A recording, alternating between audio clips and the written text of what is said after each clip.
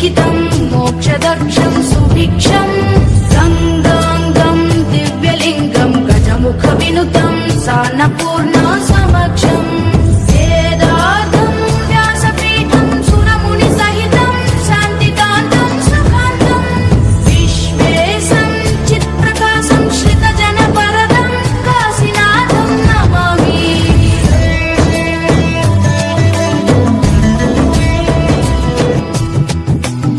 ओङ्कारं सृष्टिसारं विधिलिखितं मोक्षदक्षं सुभिक्षं गङ्गाङ्गं दिव्यलिङ्गं गजमुखविनुतं सान्नपूर्णा समक्षम्